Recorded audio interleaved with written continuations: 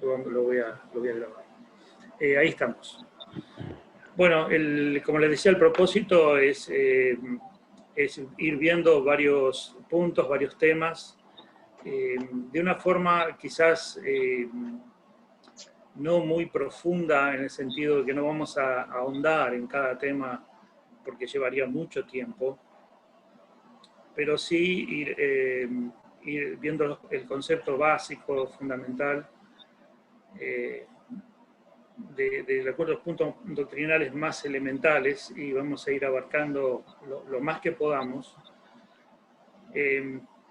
pero quizás de una manera, no digo superficial, pero digo más resumida, el punto más, digamos, tocamos el punto más esencial para tener cuál es el concepto principal de lo que hablamos.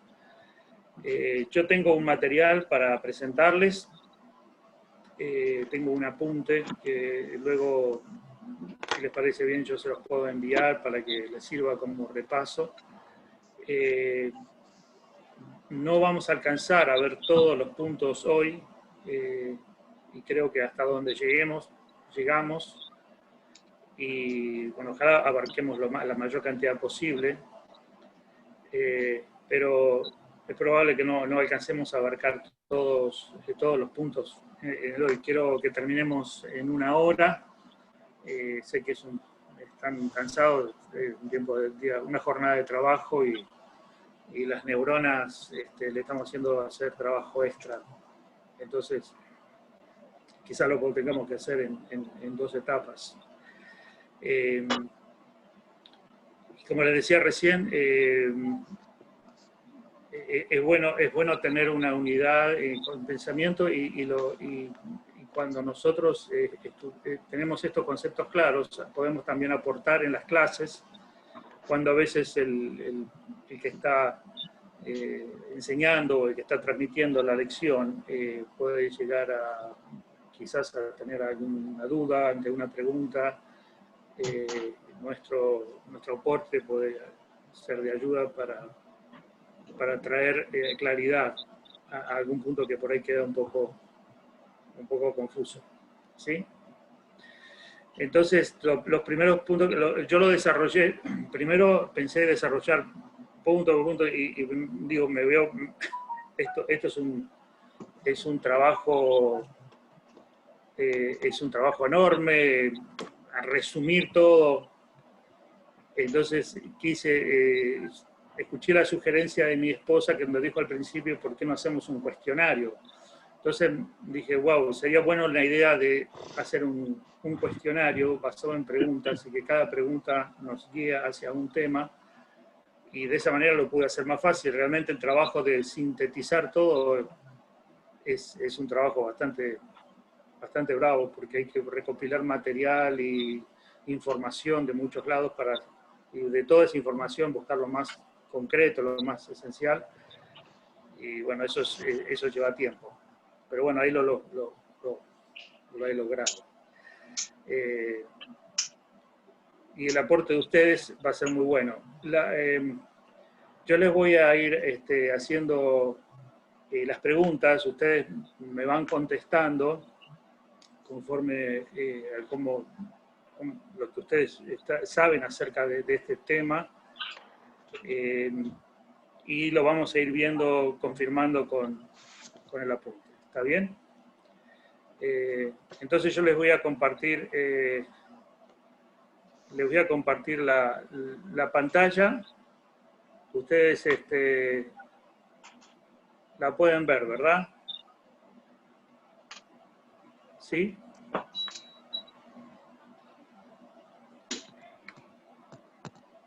Sí, bueno, hice un cuestionario sobre puntos doctrinales y fundamentos de la fe cristiana. Y bueno, ahí vamos a ir puntos, son muchos puntos, pero algunos vamos a ir pasando quizás rápidamente, pero vamos a empezar. Son muchas preguntas. Entonces, ahí empezamos. Las voy a nombrar para que las vayamos pensando. ¿Cuál es la condición espiritual del no creyente? ¿Dónde están las almas de los que mueren sin la redención de Cristo? ¿Dónde están las almas de los que mueren en Cristo? ¿Qué cosas son indispensables para que se efectúe el nuevo nacimiento? ¿Qué significa redención?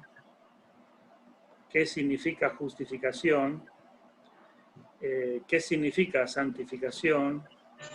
¿Qué hace el Espíritu Santo en el creyente? ¿Puede perder la salvación el creyente o se puede perder la salvación? ¿Qué significa carnalidad? ¿Qué sucede cuando el creyente peca? ¿Puede un creyente ser poseído por un demonio? ¿Qué significa que no estamos bajo la ley? ¿Debemos recibir un segundo bautismo del Espíritu? ¿Hay hermanos más ungidos que otros? ¿Son la salud física y la prosperidad económica señales de salvación y santidad? ¿Qué cosas intervienen en el proceso de madurez espiritual? ¿Y en qué consiste la gran comisión? Bueno, estas son algunas preguntas, podemos seguir más, pero hasta ahí yo creo que vamos a ir viendo. Entonces, vamos a comenzar con la primera pregunta, que creo que la podemos saber, pero me gustaría que ustedes me puedan ir contestando de una forma muy breve. No les estoy pidiendo que den un estudio bíblico, pero con 2 o 3 palabras o en una forma sintética, cuando hablamos del no creyente, ¿cuál es la condición espiritual del no creyente? Esa sería la primera pregunta, y quiero dejarles a ustedes, antes de ir a ver lo que sigue, dejarlos a ustedes para que me contesten lo que les viene a la mente, al corazón, lo que saben. El no creyente está muerto espiritualmente. Muy bien, la condición espiritual es que está muerto espiritualmente. Muy bien. Sí, la Biblia dice que muertos en delitos y en pecados, antes de conocer a Cristo, ¿no? Nosotros estando muertos en delitos y en pecados, o sea que el no creyente está muerto en delitos y en pecados. Está muerto espiritualmente, muertos en delitos y pecados. La muerte espiritual habla de que está separado de Dios, ¿no? Muy bien. ¿Estamos de acuerdo con eso? ¿Algún aporte más? Yo creo que la persona del mundo está muerto no solamente espiritual, sino físicamente. Anda ciego, anda muerto, no está vivo. Anda como una persona que está caminando, accionando, pero está desconectado con Dios. Y si uno está desconectado con Dios, está muerto. Muy bien. Entonces... No puede percibir lo espiritual. No puede percibir lo espiritual. Muy bien. Muy bien. Vamos a ver aquí. Aquí siguen las preguntas. ¿Qué se manifiestan los dones en miradas sobrenaturales? ¿Debe un creyente ser miembro de la iglesia local? ¿Hay en la actualidad apóstoles? Estas son las otras. 21 preguntas. Bueno. ¿Cuál es la condición espiritual del no creyente? Contestamos bien. El no creyente está en un estado de condición de muerte. Muerte en el sentido espiritual significa separación, ¿sí? Ahí lo vemos en todos los pasajes, Hebreos 9:27, y de manera que está establecido para que los hombres mueran una sola vez y después esto el juicio, o sea, mueren físicamente y después de esto el juicio, o sea, ya está hablando de que la persona automáticamente después de la muerte va a algún lugar, un lugar de juicio. En Romanos 6:23 dice, porque la paga del pecado es muerte, mas la dádiva de Dios es vida eterna. Aquí es también otra vez el concepto de que el hombre por causa del pecado está muerto. Efesios dice, Él os dio vida a vosotros cuando estabas muertos en delitos y pecados. Romanos 3:23, por cuanto todos pecaron están destituidos de la gloria de Dios. ¿Sí? y esto abarca a todos los hombres. Ciertamente no hay hombre justo en la tierra que haga el bien y nunca peque. Y aquí está introduciendo el concepto de muerte, separación.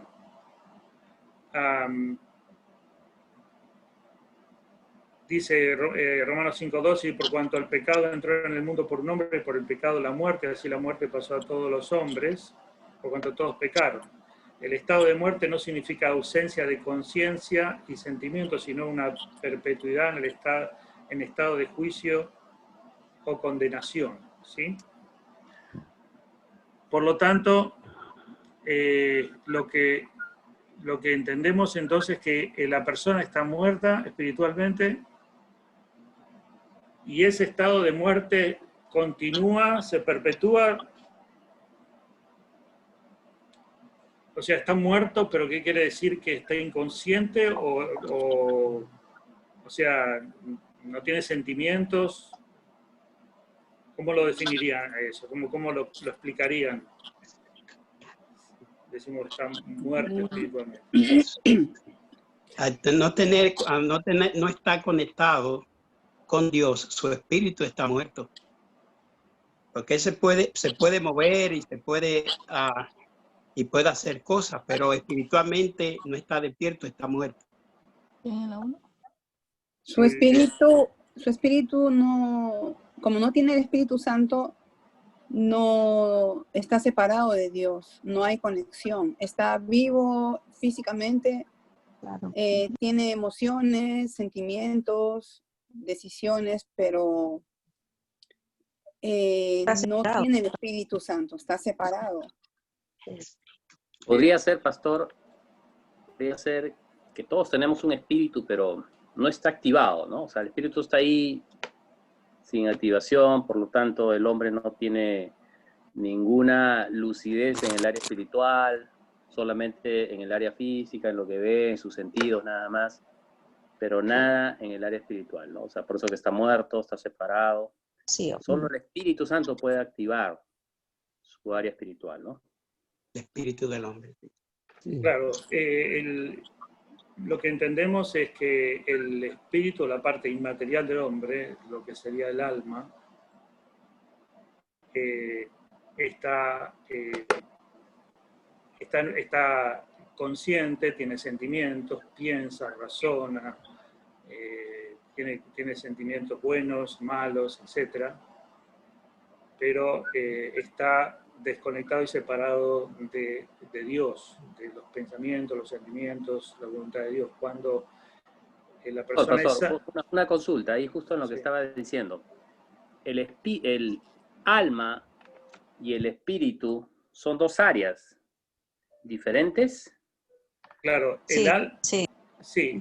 Claro. digamos que el espíritu del, vamos a decir, el creyente, el no creyente, al tener el espíritu muerto, es como si no lo tuviera, pero tiene Claro. una área espiritual.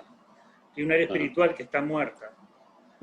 Cuando vuelve creyente, que en un sentido al decir muerto, es como que bueno, lo único que tiene es su parte inmaterial inconsciente, lo que se le llama la carne, que eso lo vamos a ver un poquito.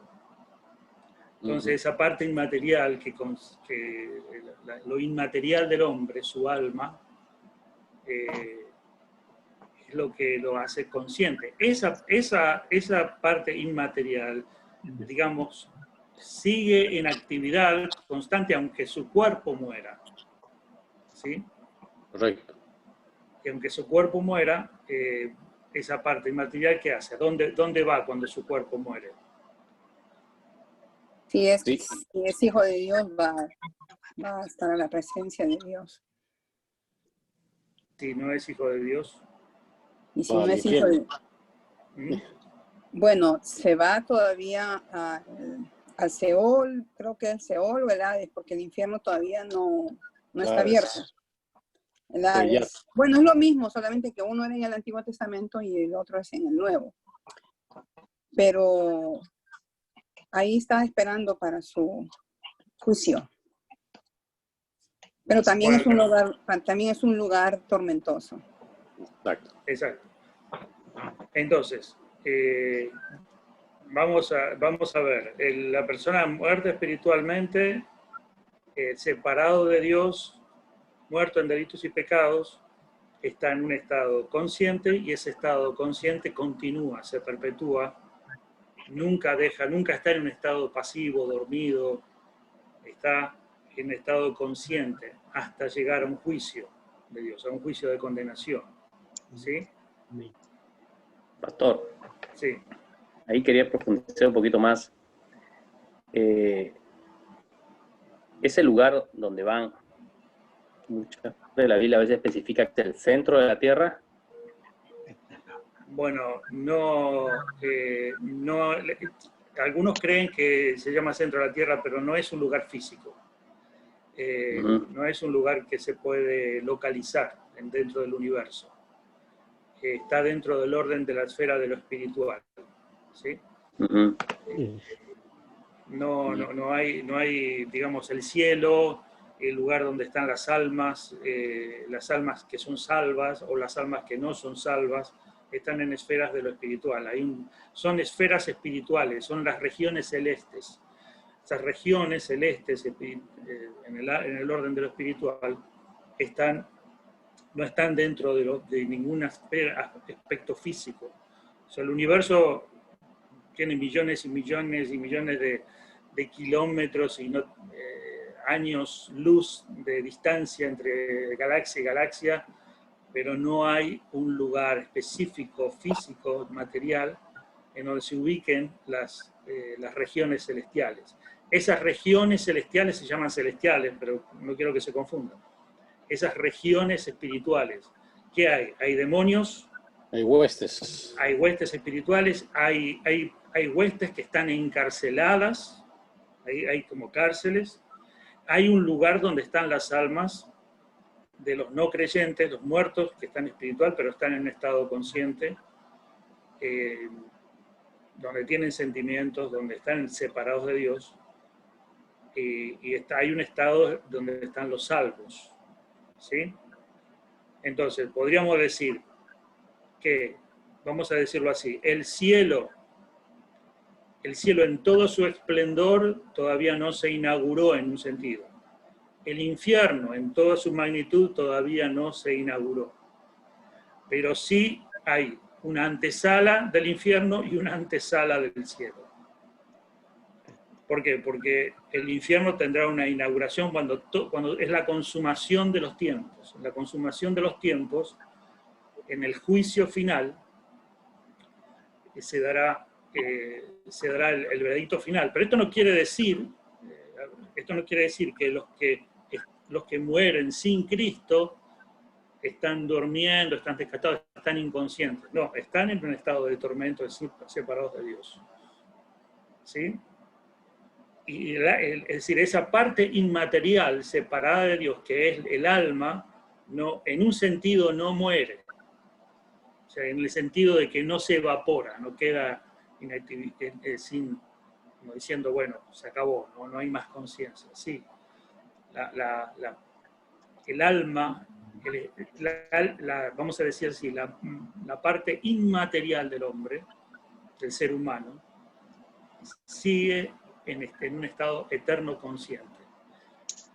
No es infinita, o sea, tiene un comienzo. Desde la gestación, desde el momento que la persona es un ser humano, en el momento que se une el óvulo y el espermatozoide de la primera célula, ya ahí hay un alma. Ya ahí hay un alma.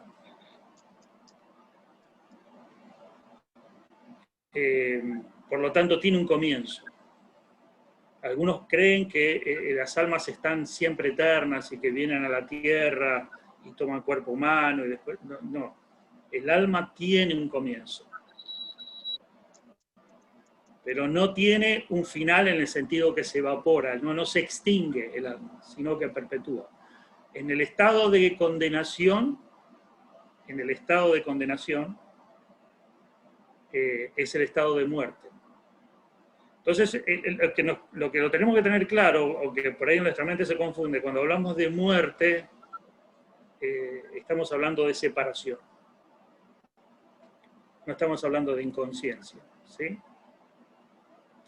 Y aquí tenemos pasajes bíblicos donde habla del estado de condenación. Daniel dice, muchos de los que ponen el polvo de la tierra serán despertados, uno para vida eterna y otro para vergüenza y confusión perpetua. Daniel 12:2. Mateo 25:41. Entonces ya también a los de la izquierda, apartados de mí, malditos al fuego eterno, preparado para el diablo y sus ángeles. ¿Sí? Segunda Tesalonicenses 1:8-9 dice, en llama de fuego para dar retribución a los que no conocieron a Dios ni obedecen el evangelio de nuestro Señor Jesucristo, los cuales sufrirán pena de eterna perdición, excluidos de la presencia de Dios y de la gloria de su poder. Y el que no se halló escrito en el libro de la vida fue lanzado al lago de fuego. Ahora, no se describe, no tenemos detalles ni información de cómo es ese lugar, pero sabemos que es un lugar donde las personas están en un estado consciente de que están ahí.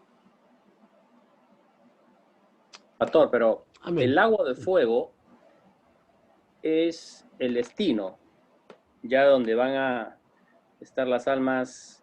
Después del juicio. Claro, pero antes de eso no está, el lago no está en un lugar de tormento.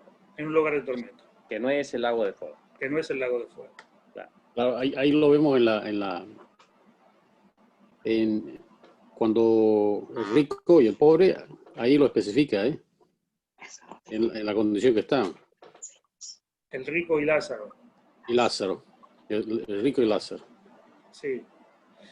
Bueno, sí, en esa parábola habla de dos lugares, ¿no? Uno del sufrimiento y otro del seno de Abraham. Y el Señor Jesús usa esa historia para enfatizar que sí, hay dos lugares donde las dos personas están conscientes. En el Antiguo Testamento, pastor, se hablaba del seno de Abraham. ¿No es así? Lo que decir, el seno de Abraham, las personas que, los hijos de Abraham, las personas que eran judías, que realmente vivieron adecuadamente según la ley, ¿no? Iban al seno de Abraham. Sí. Y las personas que no, iban al lugar de tormento. ¿No es así? Claro. Y claro. Como que esos dos lugares pareciera que estaban juntos, porque uno escuchaba al otro y ambos podían escucharse, ¿no? Claro, se sacan muchas conclusiones de esa parábola, pero yo creo que lo que nos tenemos que enfocar es en el centro de lo que Jesús quiso decir. Si miramos esa parábola, la enseñanza principal de Jesús no era que se enfoquen en los detalles porque alguien una vez me preguntó, ¿quiere decir que en el infierno la gente va a orar? Porque el rico, el rico que estaba, le decía el Señor, manda a Lázaro que vaya y le hable. Entonces, en ese sentido estaba orando. Entonces alguien puede decir, pero entonces quiere decir que se va a poder hablar, que se va a poder orar. Entiendo yo que Jesús no quiso dar esta parábola con la intención de que pensemos cómo es ese lugar. Lo que tenemos que sacar es la conclusión de que en ese lugar hay conciencia, pero el centro de la enseñanza es que las personas deben creer a la palabra de Dios por medio de los profetas, y que aún, aunque vean algo milagroso como un muerto resucitar o un muerto venir, aún así no van a creer. Entonces Jesús está hablando un poco del corazón del hombre, de cómo es la incredulidad del hombre. Se está enfocando se está enfocando en lo que debe hacer la persona para ser redimida. Y está poniendo un énfasis muy fuerte en que no hay cosas así, como diciendo, bueno, si hay cosas muy sobrenaturales va a ser más fácil para que la gente crea. El Señor les está diciendo, bueno, ahí tienen a los profetas, ¿no? Entonces, está bien que uno pueda buscar detalles de esa ilustración, pero me parece que Jesús dijo esa parábola de rico y Lázaro más que nada para enfocarse en lo que es la predicación. ¿Sí? Ahora, de esa parábola podemos deducir que hay conciencia. Ahora, si los muertos se comunican con Dios, si los que están en ese estado de tormento se comunican con Dios, no podemos asegurarlo basado en esa parábola. Porque estaríamos haciendo una doctrina, decimos los muertos que están en el tormento están hablándole a Dios y comunicándose entre ellos, comunicándose con el seno de Abraham. Eso no hay una doctrina basada en eso. Ahora, los judíos tenían no tenían muy claro, no tenían mucha revelación sobre el estado de las almas. Hablan del Seol, pero hay bastante información sobre que el alma no muere, no se evapora, aunque en Eclesiastés hay un pasaje que dice que da como a entender que ya ahí la persona vez que muere carece de conocimiento, etc. Pero no podemos usar un pasaje para afirmar de que el alma se evapora o carece de extinción o se extingue. Lo que tenemos que entender que en toda la Escritura, incluso en el Antiguo Testamento, aunque no hay tanta información como en el Nuevo, sabemos que siempre las almas están en un estado de tormento o en un estado de bendición, en el seno de Abraham. Ahora, con respecto a la inmortalidad del alma, cuando Jesús habló de la resurrección, Jesús explicó que Dios de Abraham, de Isaac y de Jacob, Dios es un Dios de vivos y no de muertos. Con esto está diciendo o afirmando, ya en esa premisa, Dios de Abraham, Isaac y de Jacob, usa ese texto del Antiguo Testamento para hacerle ver a los que no creían en la resurrección de que los espíritus de las almas, los espíritus, no quiero confundirlo, las almas de las personas, la parte inmaterial. Cuando digo espíritu me refiero al espíritu del hombre que sigue vivo en un sentido. ¿Sí? Amén. Pastor, cuando Jesús murió y bajó y se llevó las almas, él bajó al Seol, el Hades, y se llevó a las almas buenas que estaban ahí, ¿no? ¿O a dónde bajó?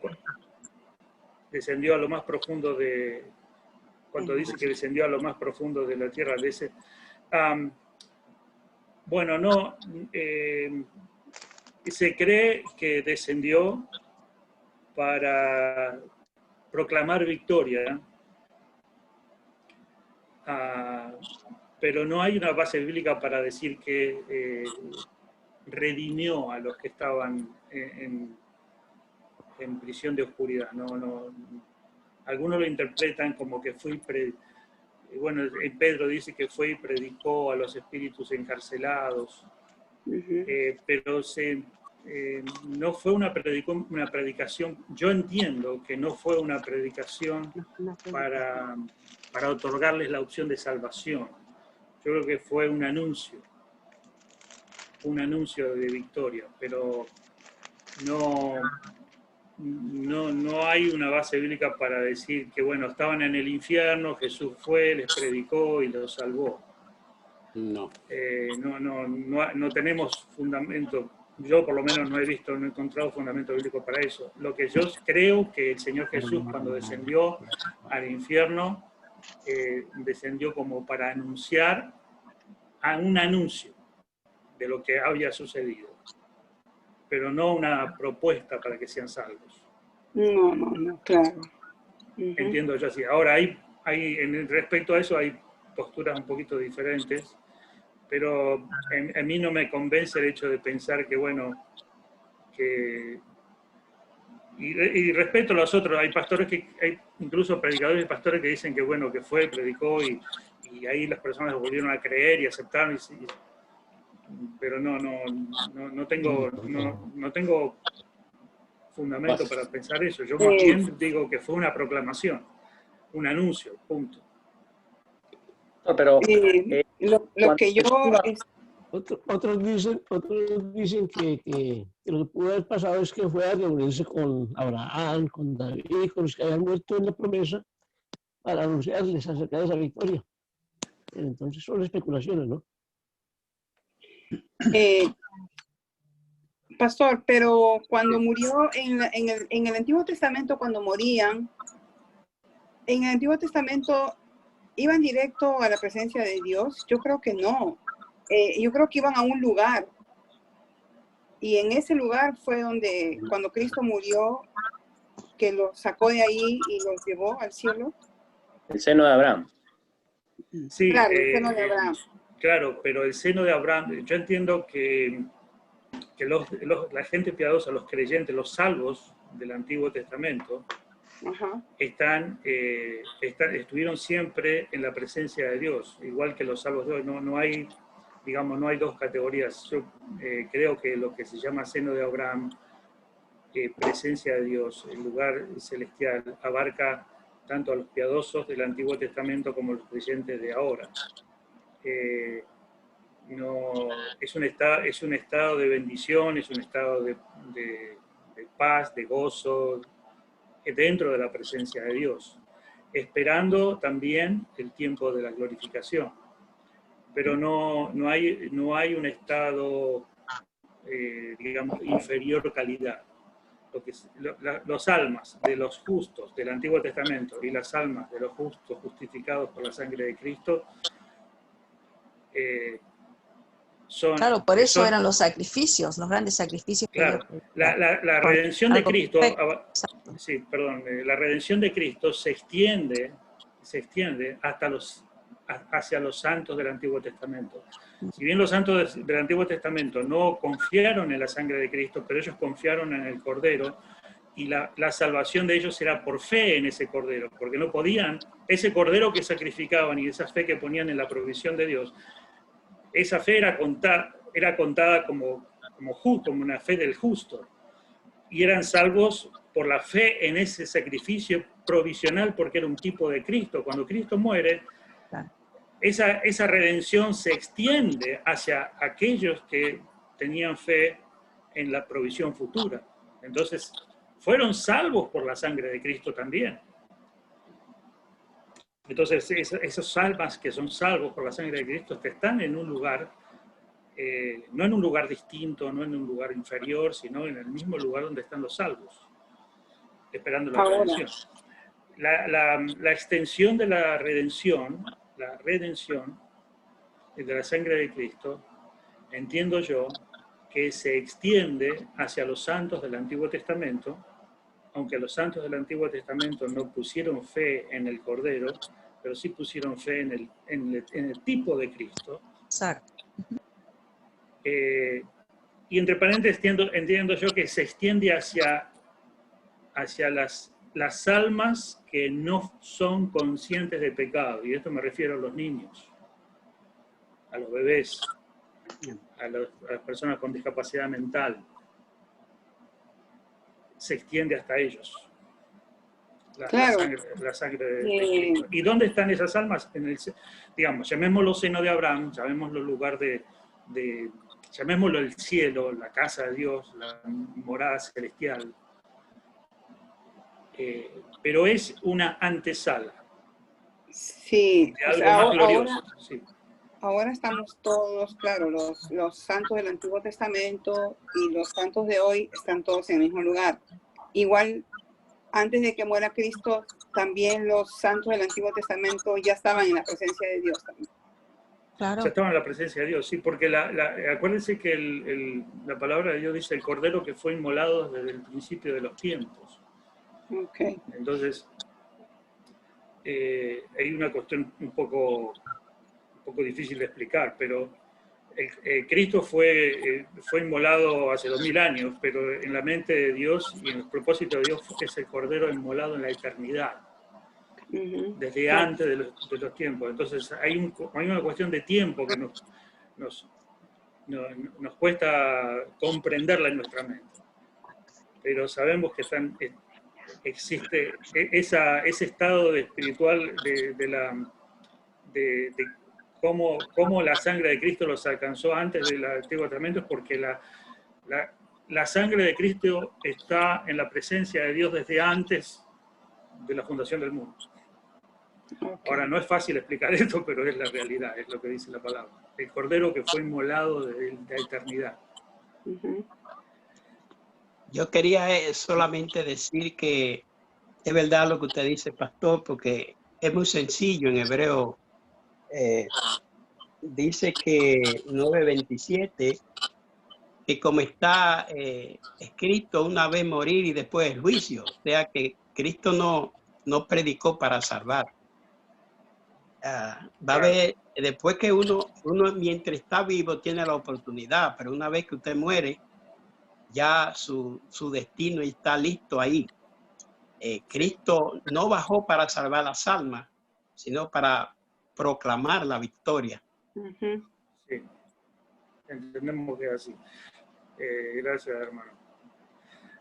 Otra cosita que yo entiendo también, y esto es mi postura personal, no lo dice la Biblia, pero yo entiendo que cuando hablamos de los estados de las almas, de las personas, ya sea en el estado de condenación, de tormento, o en el estado de gozo en el Señor, el seno de Abraham, las personas, las almas, no están en un estado al estar en esa esfera espiritual, no están con una conciencia de tiempo. O sea, nosotros hoy nos damos cuenta cuánto tiempo pasó, si es mucho, si es poco tiempo. ¿Pero por qué? Porque estamos en el plano físico. En el plano espiritual, el tiempo no sé cómo podríamos explicar esto. Pasamos pero no tenemos una conciencia de tiempo. Miren, Lutero es creyente, salvo, vamos a decirlo así. Antes, pero vamos a buscar una persona, un creyente. Lutero murió hace 1500 años. Cuando estemos con el cuerpo glorificado nosotros, lo que vamos a experimentar nosotros y Lutero va a ser lo mismo. Va a ser lo mismo. Vamos a decir, Lutero no va a estar diciendo, uy, yo que estaba esperando tanto tiempo este momento. Y nosotros diciendo, uy, qué rápido que pasó todo. No, la sensación, la experiencia va a ser única. ¿Cómo es eso? Realmente no lo puedo explicar, pero sí que sé que es así. Las personas que están en el estado de gozo están en gozo, no experimentan el tiempo, porque el tiempo es una cuestión física. El tiempo es un elemento de la física, y el tiempo nos afecta a nosotros positivo o negativamente, porque estamos bajo el cuerpo y bajo las leyes físicas, pero en la esfera de lo espiritual no va a tener ningún efecto. Por eso es que Dios mira el pasado, mira el presente y mira el futuro como si fuera un solo evento. ¿Se entiende? Sí, tiene mucha lógica. Ahora, a nosotros nos cuesta entender estas cosas porque bueno, estamos desde este plano. Entonces, algunas cosas las tenemos que saber, pero no espera Dios que las comprendamos en su totalidad, ¿no? ¿Estamos bien? Sí, doctor. Lo que yo concuerdo con usted concuerdo en todo lo que usted dice, ¿no? Pero un poquito se me va más allá a veces la mente cuando hablamos del rico y Lázaro, por ejemplo, ¿no? Porque en la Biblia no dice que es una parábola, ¿no? Por eso muchos dicen que lo que habló Jesús era algo real, ¿no? No dice en la Biblia la parábola del rico y Lázaro, ¿no? Menciona lo que Jesús dijo. Sí, como un hecho real. Como un hecho real, ¿no? Por eso que cuando los de Coré murieron y Dios se los llevó al centro de la tierra, dice, de frente pasaron al Seol, una cosa así, ¿no? Da a entender de como que el centro de la tierra está prácticamente, o estaba ubicado ahí el pre-infierno, como llamamos así, y el seno de Abraham. Porque podían, de alguna manera, había una separación, pero podían haber una comunicación, ¿no? Y como usted dice, y es otra dimensión de repente, ¿no?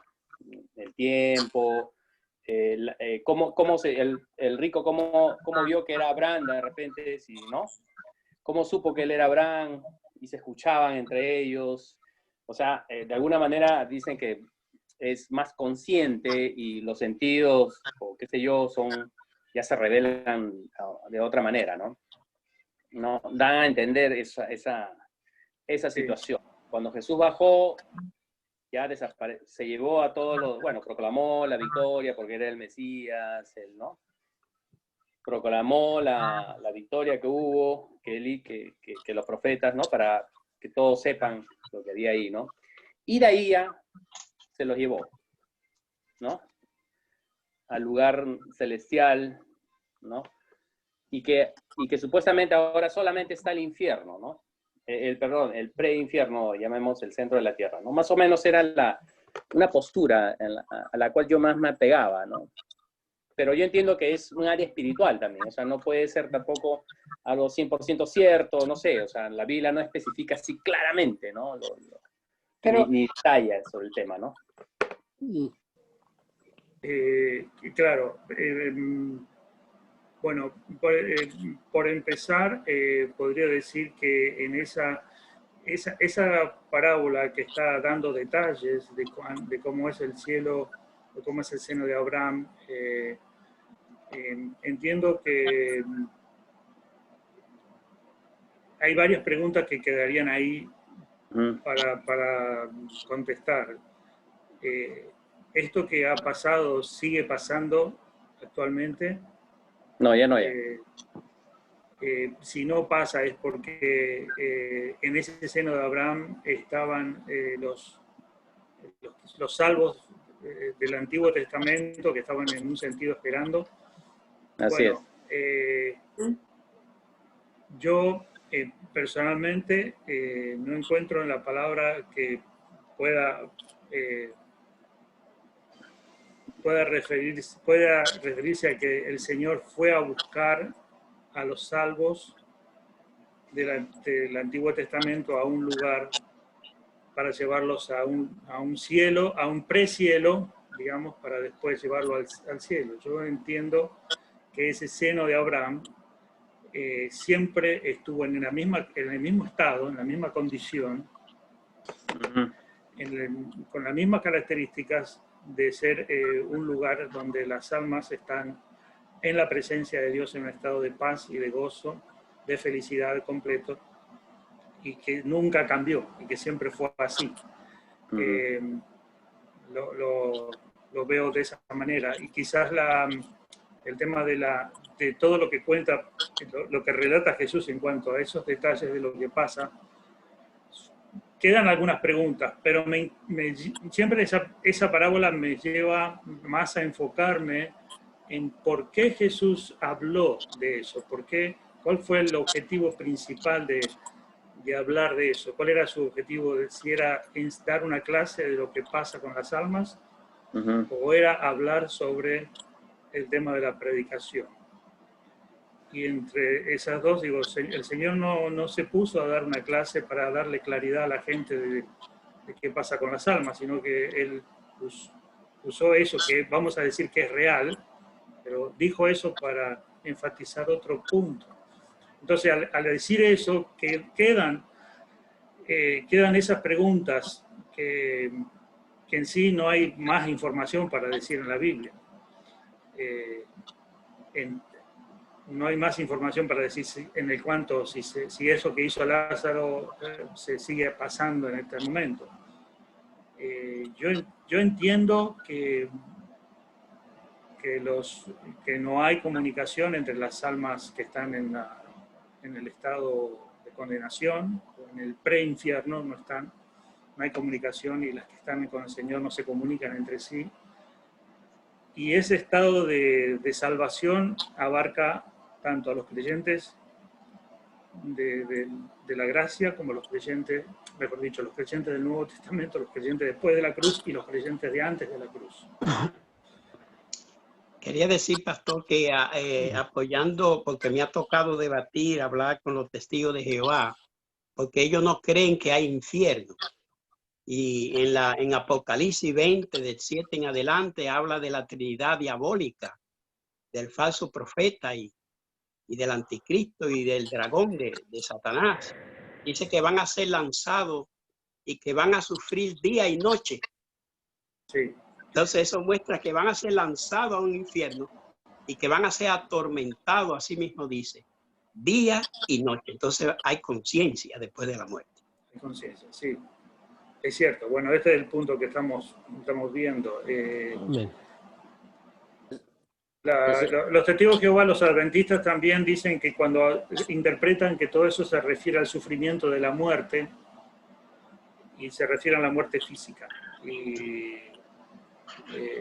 Pero no está hablando de ese tipo de sufrimiento. O sea, lo tratan de modificar para hacer creer que ellos sí creen en la extinción del alma, ¿sí? De las personas que mueren sin Cristo, los ateos, por ejemplo, su alma se extingue, ¿sí? Entonces, avanzamos un poquito, hermano. Está buena la charla, está buena el tema, pero tenemos que avanzar un poquito más. ¿Estamos bien? Bueno, entonces, ¿dónde están? Están en un estado consciente en una región no física ni material, desprovisto de la presencia de Dios con todo lo que eso implica. Ya el hecho de que estén desprovistos de la presencia de Dios implica estado de tormento y sufrimiento. En una antesala del infierno, dijimos, esperando cuerpos de condenación. Y aquí hay dos pasajes bíblicos que hablan de que serán resucitados con cuerpos de condenación. ¿Qué quiere decir? Que podríamos decir que el espíritu, el alma de la persona no tiene un cuerpo, pero tendrá un cuerpo. Sí.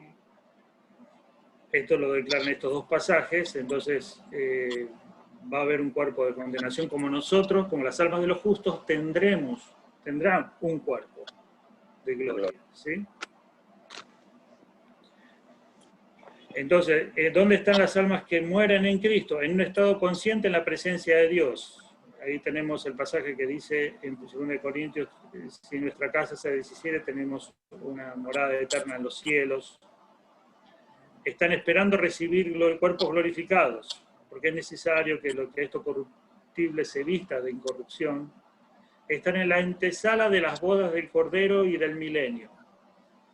¿Por qué? Porque el creyente va a ir a esta celebración de las bodas del Cordero y luego entrará al reino milenial y luego al reino eterno. Pero ante que suceda esto, están en ese estado de gozo y salvación, en la antesala. ¿Sí? ¿Dónde están los creyentes del Antiguo Testamento? En ese lugar también. En la presencia con los ángeles del Señor, etc. ¿Estamos bien? Sí. Amén.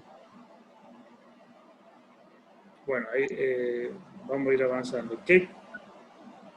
Hay una pregunta que, bueno, creo que no estaba. ¿Qué cosas son indispensables para que se efectúe el nuevo nacimiento? Bueno, ahí ya las contesté, pero ¿qué son dos elementos, dos cosas que son necesarias para que se produzca el nuevo nacimiento o para que la persona pase de muerte a vida? Dos elementos, arrepentimiento y fe. Estas son las dos cosas indispensables para que... Estamos de acuerdo con eso, ¿no? Entonces, cuando decimos arrepentimiento, un cambio mi pensamiento en cuanto al pecado. Arrepentimiento, cambio mi pensamiento en cuanto a la justicia de Dios. Entonces, para que la persona sea salva, cuando se habla de metanoia o arrepentimiento, no está hablando necesariamente, específicamente del sentir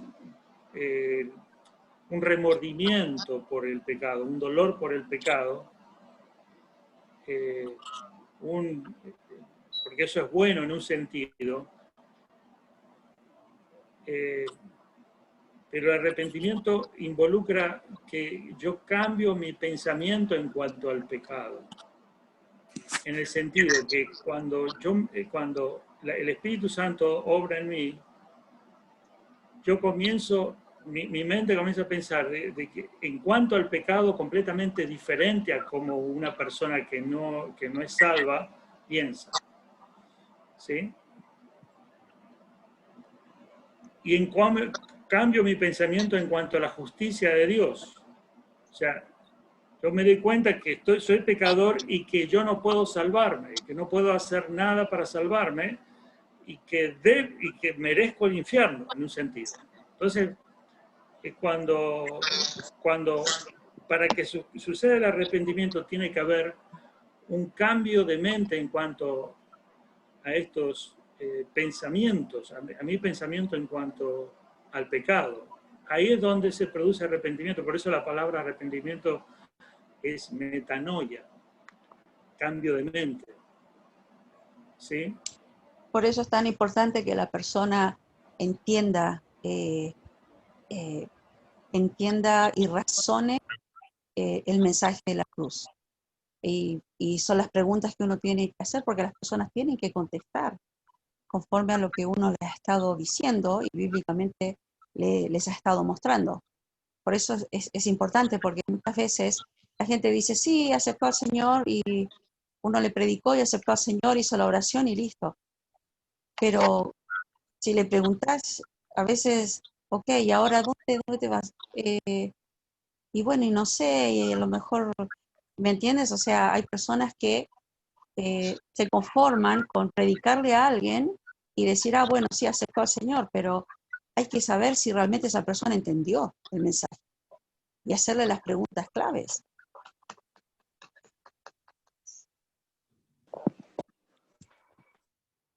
Sí.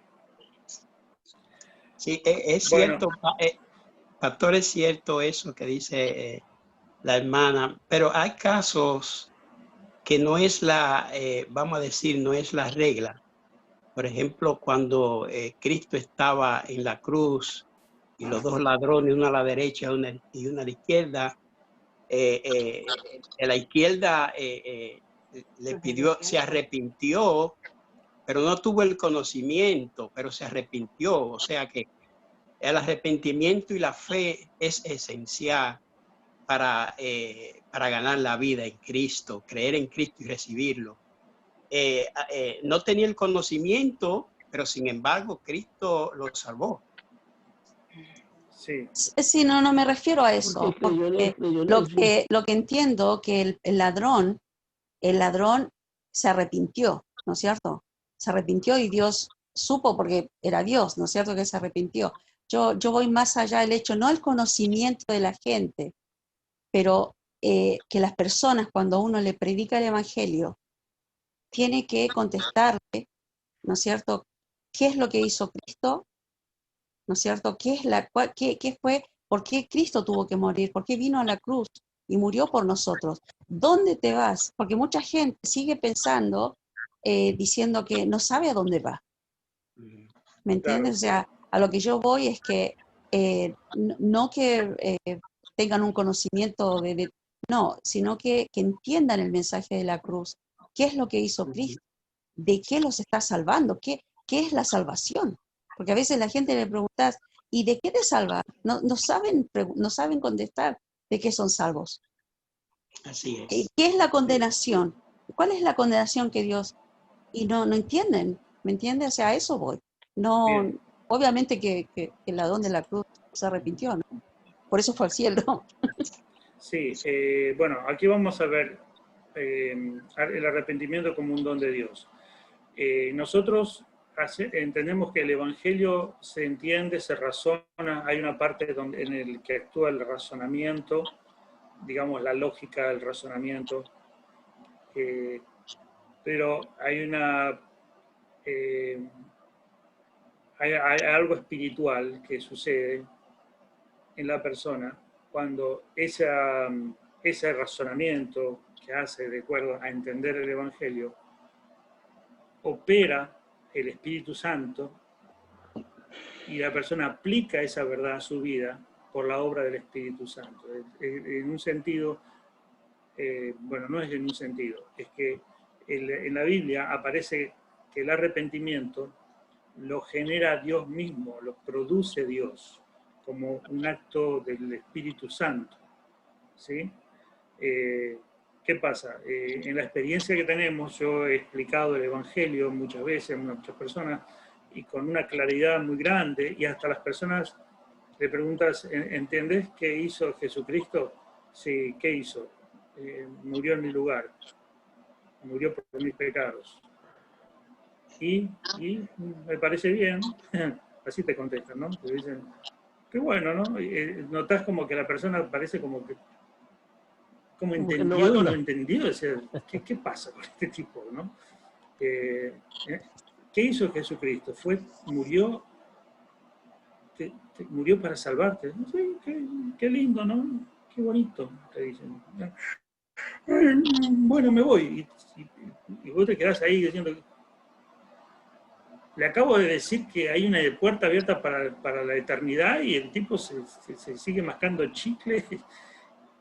Entonces, ahí es donde uno entiende que el arrepentimiento, bueno, en una forma práctica, uno entiende que hay un aspecto que va más allá del entendimiento racional, que ahí es donde el Espíritu Santo dice, esto lo entiendo, pero esto es por mí y para mí. Y ahí es donde el Espíritu Santo obra en la persona en su parte emocional, donde algunos llegan a pensar de que allí, cuando la persona se arrepiente, entiende su condición, los calvinistas dicen, ahí es donde la persona nace de nuevo y donde se regenera. Y en este punto ahí es complejo y yo no estoy muy 100% de acuerdo con eso, porque pero Calvino creía que la persona cuando lograba darse cuenta de su condición de pecador, ahí nacía de nuevo. Pero bueno, no entremos en ese tema tan profundo. Lo cierto es que yo creo que sí hay un punto en donde la persona entiende su condición de pecador, entiende su estado de separación de Dios, y esto lo lleva a poner fe en Cristo. Aquí hay varios pasajes que vemos aquí, 2 Timoteo, bueno, los tenemos ahí, como pasajes que afirman que Dios concede el arrepentimiento. Como que el Espíritu Santo obra de una manera que produce ese arrepentimiento, que es más allá del darse cuenta, lógicamente, de su estado de pecado, ¿sí? De hecho, si uno dice a las personas, uno va a la calle y sale en este momento a preguntarle a una persona, ¿usted es pecador? Y te va a decir, sí. Y bueno, ¿se está arrepintiendo por darse cuenta de su pecado? No. Entonces Pastor, hay un aspecto espiritual allí que obra el Espíritu Santo. Sí. Pastor, volvemos hacia la primera pregunta. El hombre está muerto espiritualmente, ¿correcto? Por lo tanto, el hombre muerto espiritualmente no tiene la capacidad para ver las cosas de Dios. Entonces, cuando Dios usa la iglesia para hablarle a un hombre a una persona que no conoce, que no tiene el espíritu y está muerto espiritualmente, sabemos que la obra es de Dios porque Dios mismo le da la capacidad, lo ilumina para que vea su condición como está. O sea que la obra total es de Dios, porque la iluminación viene de Dios, para que Él vea su condición y así mismo pueda ya arrepentirse. Sí. Bueno, yo creo que es así. Yo creo que es que ahí le estamos atribuyendo todo a Dios. En donde el hombre tiene un toque de Dios para ver su condición. Es también la forma como yo lo veo, pastor. Yo lo veo que la obra sobrenatural es del Espíritu Santo y es el Espíritu Santo, ¿no? Dios a través del Espíritu Santo que ilumina y la persona simplemente se arrepiente de sus pecados, de la vida que ha llevado y todo, aunque no lo entienda, aunque todavía no entienda bien el Evangelio, porque eso, si él realmente ha sido salvo, eso se va a dar con el discipulado. Pero la salvación, yo pienso que es una obra solo sobrenatural del Espíritu. no tiene que entenderlo todo la persona para ser salva. Y al final solo Dios sabe, conoce los corazones y uno se va a dar cuenta después, ¿no? Cuando ya uno empiece a hacerle un discipulado a esa persona. Sí. El pastor Paul Washer, dio un testimonio una vez, dice que tenía una persona que él le predicó el evangelio. Después de una prédica se acercó la persona y que dijo que quería conocer al Señor. El pastor Washer le explicó todo el plan de salvación, ¿ya? Y le preguntó si quería hacer la oración, dijo que sí, lo hizo, y después volvió a preguntarle si había entendido lo que había hecho, y no lo había entendido. Entonces volvió el pastor otra vez a explicarle, ¿no? Dice que estuvo como 6 horas con él, explicándole lo mismo que le había explicado al comienzo. Después de 6 horas, el hombre entendió verdaderamente qué era la salvación. Y ahí fue donde el mismo pastor sintió hasta un alivio y lo pudo ver en la persona, que el hombre cambió su forma de ser, porque el espíritu sí, de verdad, moró en él. Pero fue cuando verdaderamente lo entendió quién era él. Eso es lo que yo creo también. Pero ¿lo puede entender o no lo puede entender? Yo pienso que el Espíritu Santo puede obrar. Mira cómo obró en el ladrón. Sí, pero es que si pones de ejemplo al ladrón, tú vas a empezar a disminuir lo que realmente es la predicación de la cruz, Mónica. Porque en realidad el ladrón también sirve para decir que las obras nos salvan, ¿no es cierto? Porque él no tuvo tiempo de hacer obras. El ladrón se usa para, por decir respetuosamente, ¿no? Por muchos ejemplos, pero no es todo el ejemplo, porque si no sería todo muy, muy simple. Lo que uno tiene que entender, que cuando le habla a una persona, y entiendo lo que Ricardo dice, y eso yo lo creo, opera Dios, y es Dios quien da el arrepentimiento y trabaja en la gente, porque una de las cosas que yo creo que nosotros tenemos que entender, que la primera pregunta acerca de ser tripartitos, que es cuerpo, alma y espíritu, el espíritu es aquello que es mucho más profundo, que es lo que se conecta con lo espiritual. ¿Ok? Esa es la gran diferencia que tiene con el alma. El alma es la esencia nuestra, lo que somos, cómo somos, lo que sentimos, que eso es el alma. Pero el espíritu es aquello que es más profundo y más escondido dentro nuestro, que nos conecta con lo espiritual. Entonces, cuando escuchamos la predicación de la cruz y Dios dice que tenemos que usar nuestra mente y nuestro intelecto, ¿sí? Nos dice que cuando dice, ¿no es cierto? Dice, creerás en tu Dios con tu mente y con tu corazón. No deja el intelecto fuera. Toda es la obra de Dios, pero la persona tiene que entender qué es lo que hizo. Es mi opinión, es lo que yo creo que tiene que existir. Sí, chicos, hermanos, miren, vamos a ir diciendo esto. Ocurre el arrepentimiento y la fe como 2 elementos que son otorgados por Dios, y tenemos que pensar de esta manera. No podemos pensar así. En mi opinión, tengo más base bíblica para decir, hay más fundamento bíblico para decir que todo lo hace Dios, aún el arrepentimiento y la fe, todo lo produce Dios. Eso puede llevar 3 minutos o puede llevar 3 días, 3 horas. Pero es una obra que Dios hace en el corazón del hombre, que produce arrepentimiento y fe.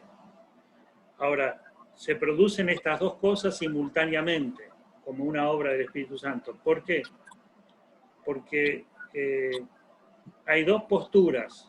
Una es que el hombre no está todo corrupto, no está 100% corrupto, sino que es pecador, pero hay una parte buena de él que le permite elegir el bien o el mal.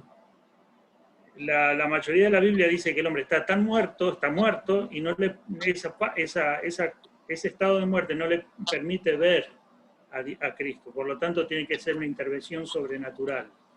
Entonces cuando predicamos el Evangelio, hay una intervención sobrenatural de Dios, y en esto estamos de acuerdo. El único punto que es un poco complejo del calvinismo, es que dice que la persona, cuando se arrepiente,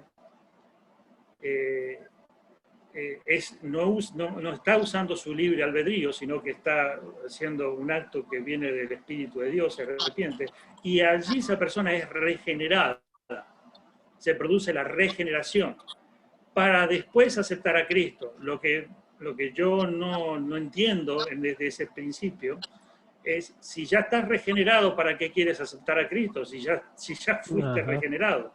O sea, si Dios ya te regeneró, ¿por qué necesitas creer? Si ya estás regenerado. Entonces el calvinismo no responde a eso, lamentablemente. Sí tiene muchas cosas buenas. Yo entiendo que la regeneración es una obra del Espíritu Santo que se produce cuando la persona finalmente acepta a Cristo. Entonces, previamente a aceptar a Cristo, tiene que haber un entendimiento del Evangelio. Y aquí es donde vamos, que viene la fe como un don de Dios. La fe es un don de Dios, pero viene al oír el Evangelio, entender, ¿sí?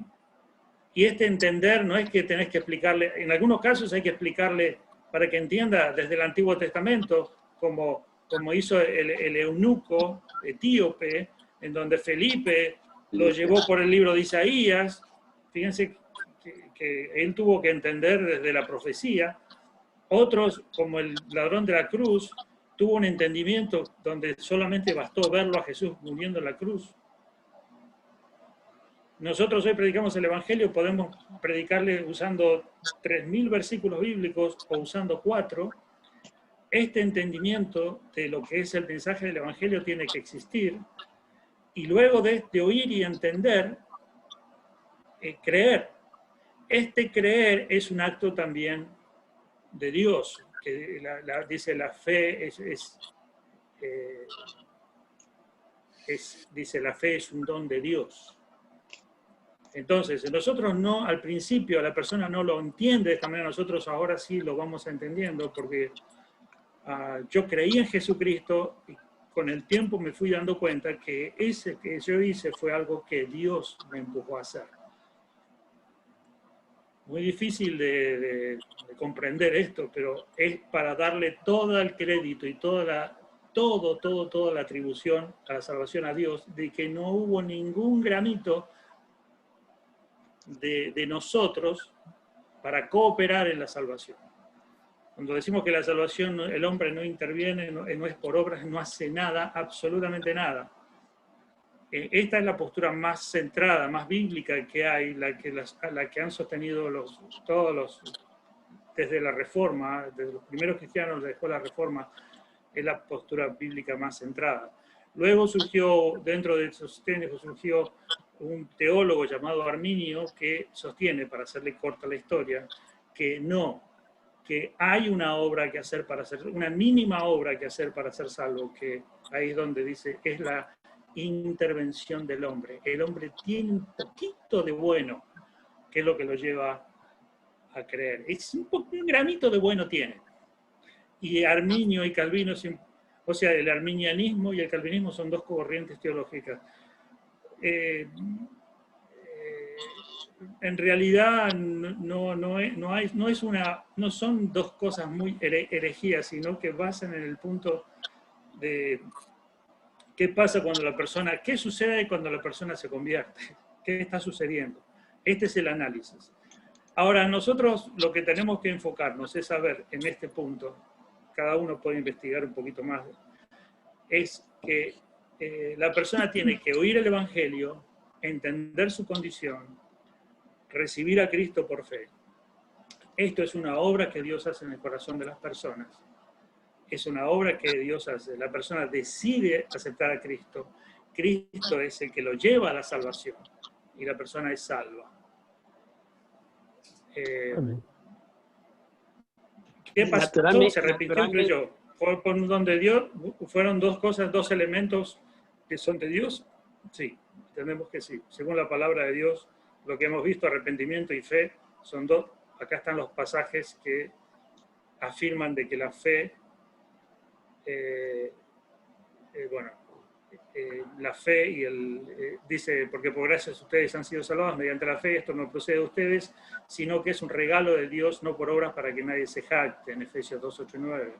Así que la fe es por el oír y el oír la palabra de Dios. La fe es por el oír. Dice, esto solo quiero saber de vosotros. ¿Recibiste el Espíritu por las obras de la ley o por el oír con fe? Efesios 1:3 dice, en él también vosotros, habiendo oído la palabra de verdad, el evangelio de vuestra salvación, ¿bien? Oído, y habiendo creído en él, o sea, lo entendimos, oímos, creímos, fuiste sellados con el Espíritu Santo de la promesa. Dice Juan, ciertamente les aseguro que el que oye mi palabra y cree al que me envió tiene vida eterna y no será juzgado, sino que ha pasado de muerte a vida. Entonces ahí hay un aspecto del entendimiento, del oír, y ahí cuando oímos interviene esos dos elementos, arrepentimiento y fe. ¿Estamos bien? Sí, estamos bien. No hay pastor y el libro de Juan 17:3. Para tú arrepentirte, que todo el arrepentimiento viene de Dios, porque Dios es que te da todo.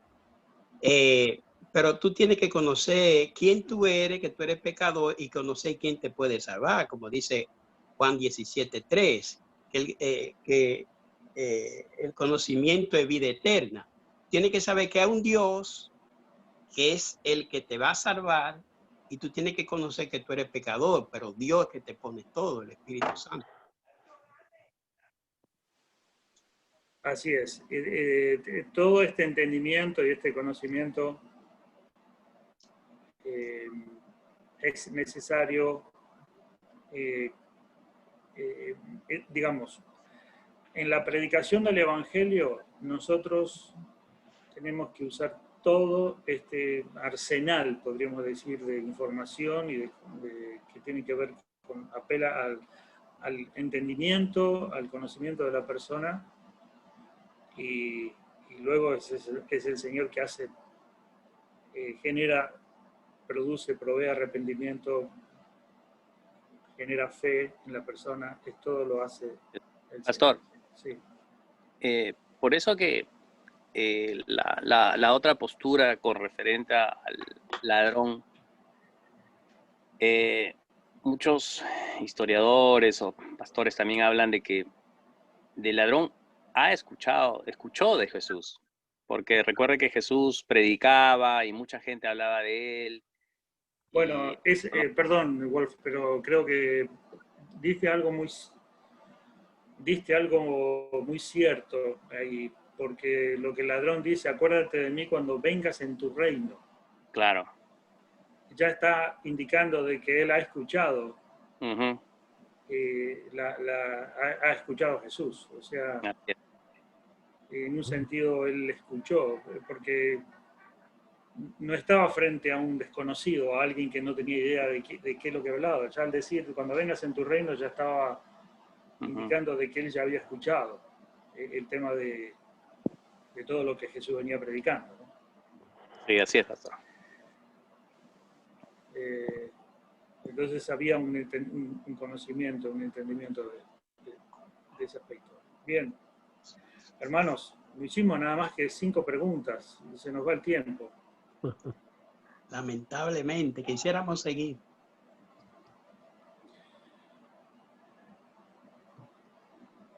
Bueno, tenemos que seguir, pero ya son 1:30, wow.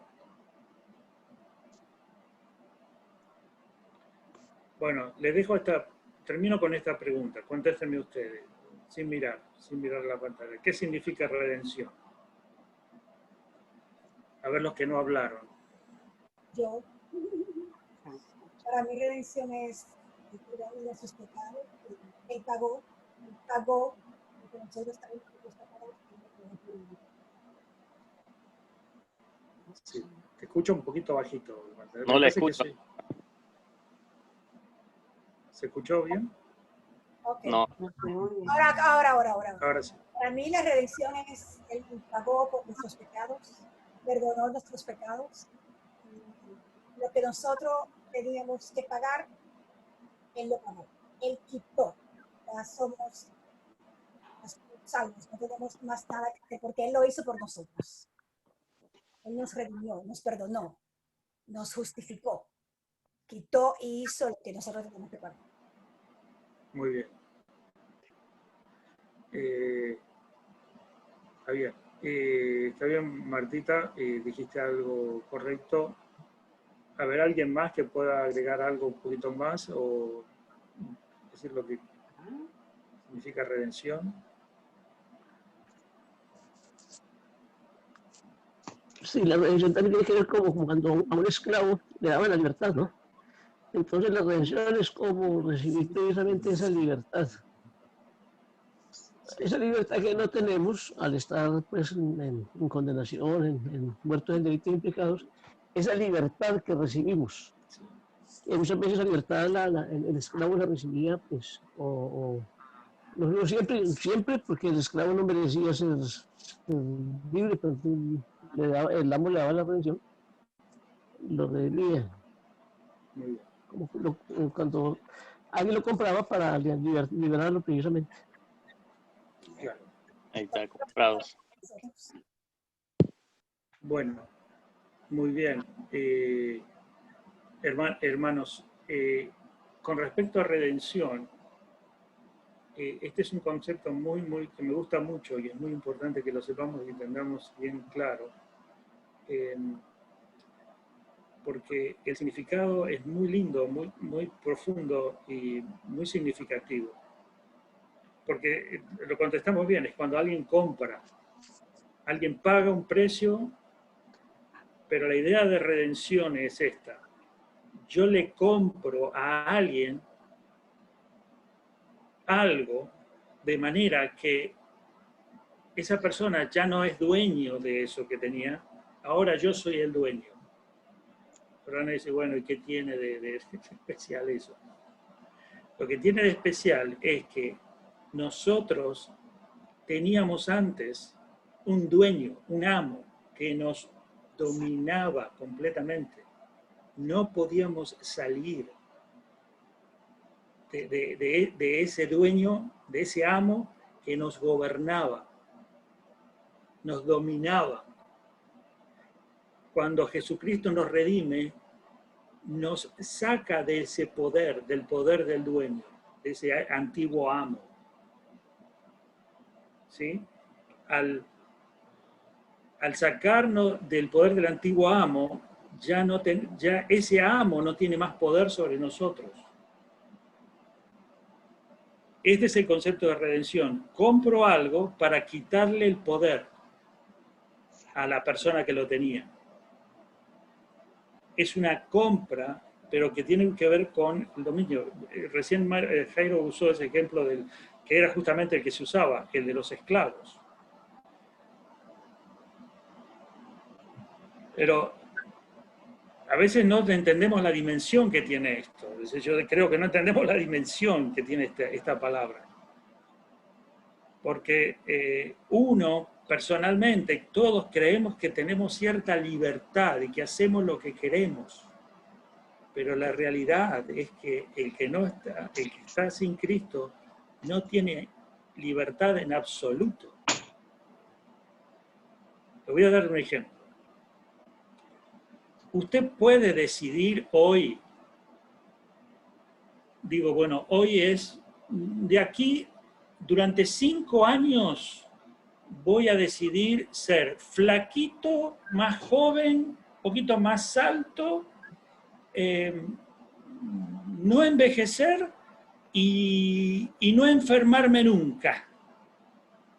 Voy a hacer eso, voy a anotar, a ver, anoto. ¿Qué es lo que voy a hacer en 5 años? No envejecer, ser más alto, más flaco, que me vuelva el pelo oscuro y no enfermarme. Estas cosas voy a hacer con mi cuerpo. ¿No me voy a enfermar? Ok. ¿Lo puede hacer eso? Usted tiene poder tiene dominio sobre su cuerpo a tal punto, no voy a tener más problemas digestivos, todo lo que voy a comer, me voy a comer una rata cruda y no me va a hacer mal, lo voy a anotar. Entonces yo voy a tener poder sobre mi cuerpo. ¿Puede hacerlo eso? No. ¿Sabe por qué? Porque usted no está redimido. Usted tiene alguien que lo está gobernando. Está bajo la naturaleza humana. No estamos redimidos. No podemos decidir hacer nada. No podemos ser más altos, no podemos ser más bajos, porque estamos sujetos a un sistema, a algo que no podemos ser libres de las leyes del mundo. Ahora, cuando alguien te redime, te compra y ya esas leyes no corren más. Ya no te dominan más. Entonces el concepto de redención es algo que a mí se me paran los pelos, porque digo, esto es tremendo. Es algo que tiene un significado tan profundo. A tal punto que yo digo, bueno, ahora yo no puedo decidir hacer nada porque estoy sujeto a leyes. Todos estamos sujetos a leyes. Fíjate que en este momento tú a cierta hora vas a tener que ir a dormir porque tu cuerpo te va a decir, tengo sueño.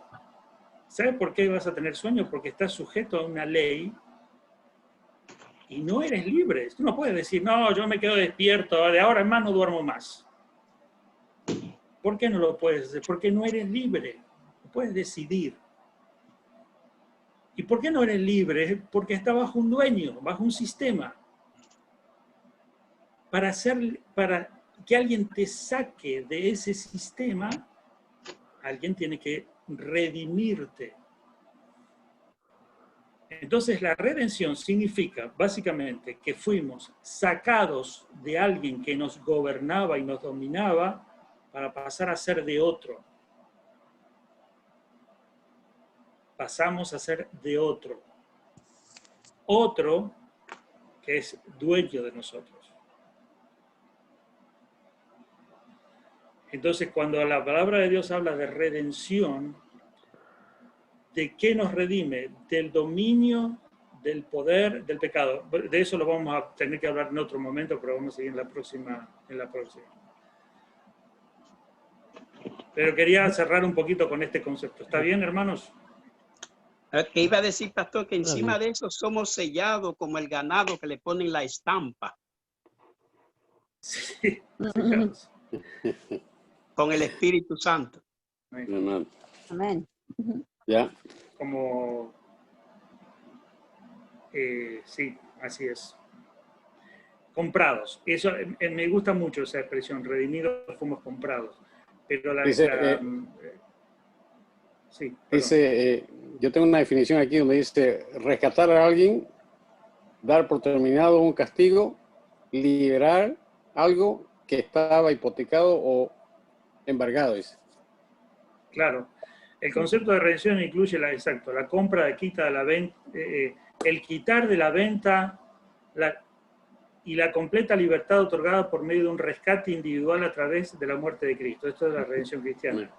La redención es el acto de la deidad Padre, Hijo, Espíritu Santo, en el cual Jesucristo paga la demanda total de la ley para el pecador. El Padre recibe al creyente como un hijo y heredero, y el Espíritu Santo lo libera de la esclavitud del pecado. Amén. Amén. Entonces es como cuando si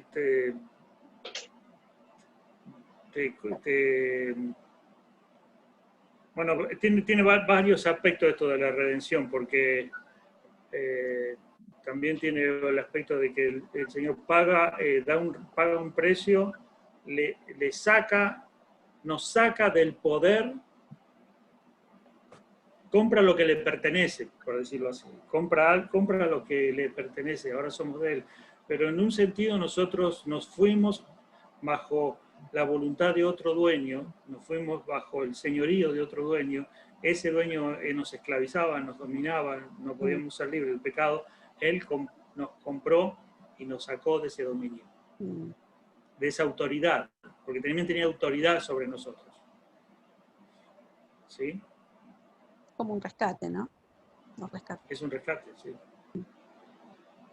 Tiene muchos aspectos, muchas...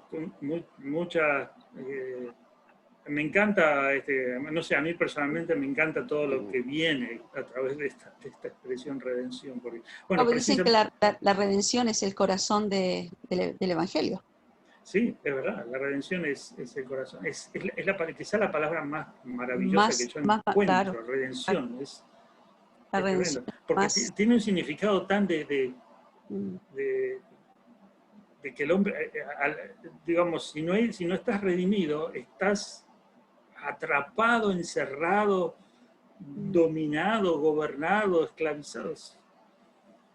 Y no puedes salir de ahí. O sea, cuanto más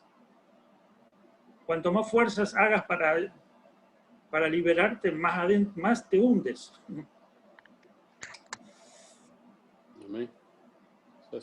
Bueno, pero aquí nos metimos un poquito en este tema, pero creo que tenemos que dejar aquí. Vamos a setear otra reunión para la próxima.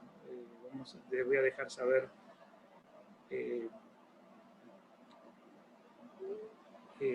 cuándo podemos reunirnos otra vez, ¿sí? Pero nos tenemos que reunir otra vez. ¿Les pareció bien esta reunión? Sí. Maravilloso. Muy sí, pastor, muy buena. No, y hace falta esto. Sí. Bueno, para que todos estemos en una misma página.